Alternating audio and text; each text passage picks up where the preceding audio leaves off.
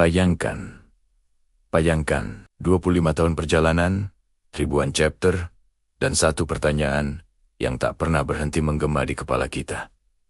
Apa sebenarnya One Piece itu? Dunia One Piece sudah memperlihatkan kita perang besar, kejatuhan para Yonko, bahkan rahasia tentang abad kekosongan dan tekad D. Tapi sampai sekarang, kita semua masih bertanya-tanya, apa yang sebenarnya menunggu Luffy di ujung Grand Line? Banyak yang bilang, One Piece itu cuma simbol perjalanan atau persahabatan.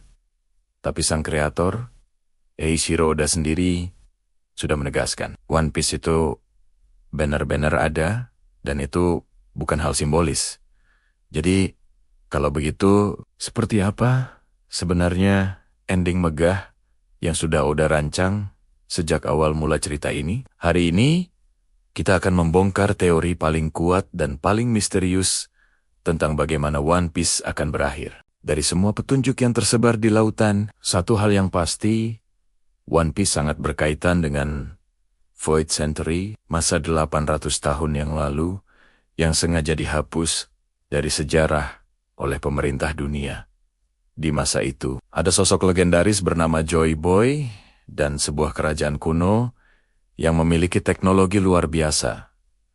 Bahkan jauh lebih canggih dari yang dimiliki dunia saat ini. Banyak yang percaya One Piece bukanlah sekadar tumpukan emas, tapi sesuatu yang bisa mengubah dunia secara fisik dan politik. Misalnya, bagaimana jika senjata kuno seperti Pluton dan Poseidon sebenarnya tidak diciptakan untuk perang, tapi untuk tujuan yang lebih besar? Bagaimana jika tujuan sebenarnya adalah untuk menghancurkan Red Line dan menyatukan 4 lautan besar menjadi satu daratan utuh?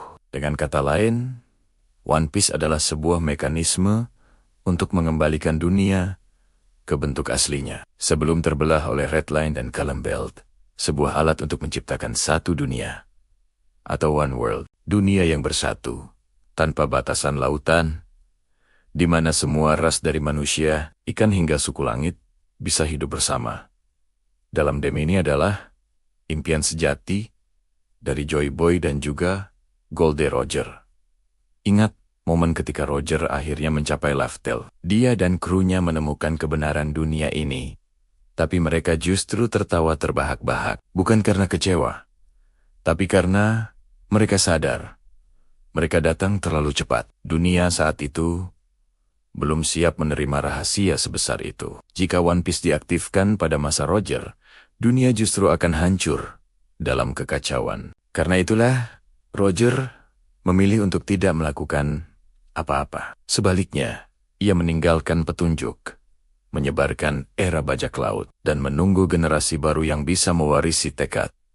De Roger tahu, hanya ketika dunia berada di titik puncak kehancuran dan kebangkitan, One Piece bisa ditemukan untuk mengubah sistem dunia sepenuhnya. Dan momen itu, kemungkinan besar, akan terjadi ketika Monkey D. Luffy mencapai Laftel. Tepat di saat dunia berada di ambang perang terbesar yang pernah ada. Mari kita kembali ke Void Century. Ini adalah masa di mana sebuah kerajaan besar kita, sebut saja The Great Kingdom, dihancurkan oleh aliansi 20 negara yang menjadi cikal bakal pemerintah dunia. Kerajaan ini kemungkinan besar adalah pencipta senjata kuno dan teknologi canggih lainnya.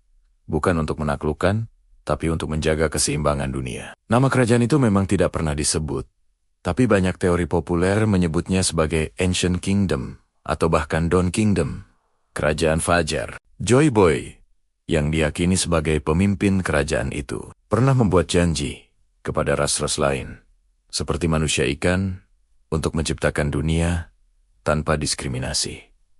Namun, ia gagal. Sebelum kerajaannya hancur, ia meninggalkan pesan di Poneglyph untuk generasi masa depan yang akan datang. Pesan yang berisi kebenaran sejarah dan janji yang belum terpenuhi. Artinya, Luffy bukanlah sekadar bajak laut biasa. Ia adalah penerus Joy Boy yang ditakdirkan untuk menuntaskan janji yang tertunda selama 800 tahun. Sekarang, mari kita bicara tentang misteri terbesar. Huruf D dalam nama-nama seperti Luffy, Roger, Garp, dan Teach. Ini bukan kebetulan. Oda pernah menyebut, mereka yang membawa kehendak D adalah musuh alami para dewa. Dewa di sini merujuk pada Tenryubito atau Celestial Dragons yang menganggap diri mereka penguasa suci dunia. Ini berarti keluarga D adalah pewaris semangat perlawanan terhadap tirani pemerintah dunia. Mereka membawa jiwa dari bangsa kuno yang dulu dihancurkan.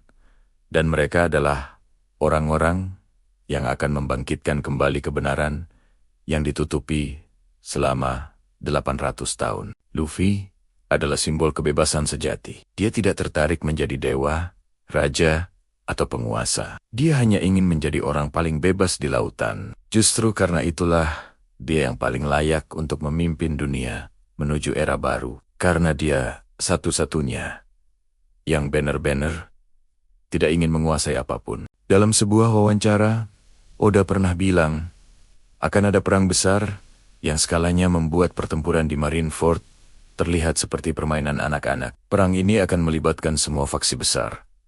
Bajak laut topi jerami dan aliansinya, pemerintah dunia, dan angkatan laut, pasukan revolusioner pimpinan Dragon, dan seluruh ras di dunia One Piece.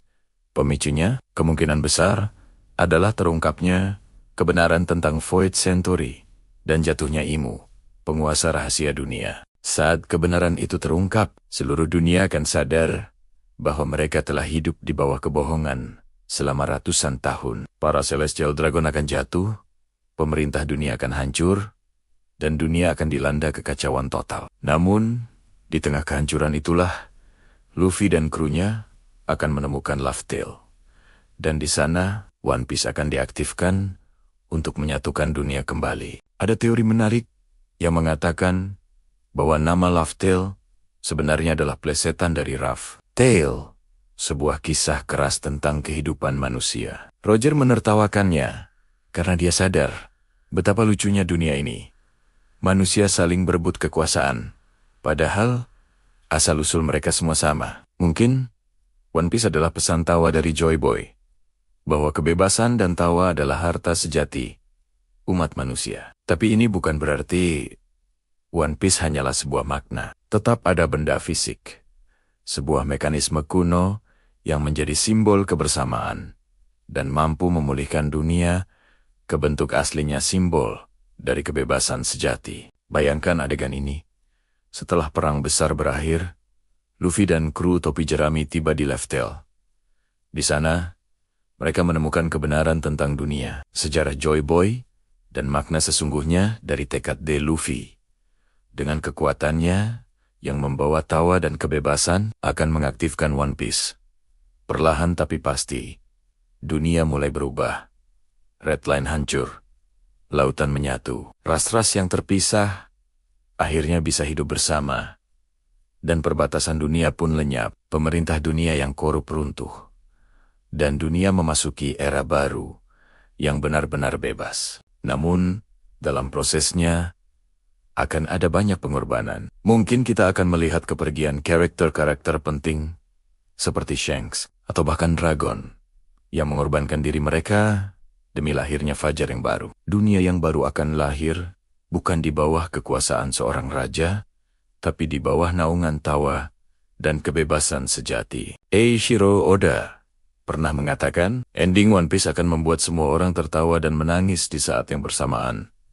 Ini berarti akhir dari One Piece bukanlah sebuah tragedi, melainkan sebuah penyelesaian yang sangat emosional dari perjalanan panjang umat manusia dalam mencari kebebasan. Bagi Luffy, One Piece bukan sekadar harta karun, tapi simbol bahwa semua orang berhak hidup tanpa terbelenggu oleh sistem apapun. Mungkin Oda ingin menyampaikan pesan bahwa One Piece bukanlah sesuatu yang harus kamu miliki, tapi sesuatu yang harus kamu bagikan kepada dunia. Dunia baru yang bisa tertawa bersama, itulah Laugh Tale. Jika teori ini benar, maka ending One Piece bukan tentang kemenangan seorang bajak laut, tapi tentang dunia yang akhirnya bebas dari kebohongan dan perpecahan. Dunia yang kembali menjadi satu, tempat semua makhluk hidup bisa hidup berdampingan Tanpa batas itulah One Piece. Dunia yang utuh. Seperti yang pernah Luffy katakan.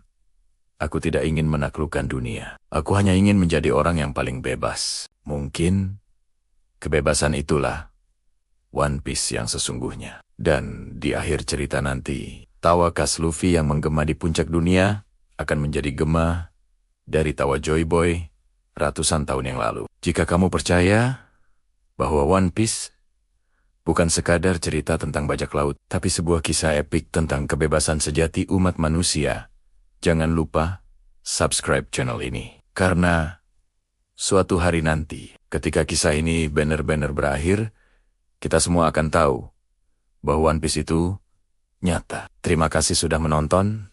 Sampai jumpa di video berikutnya.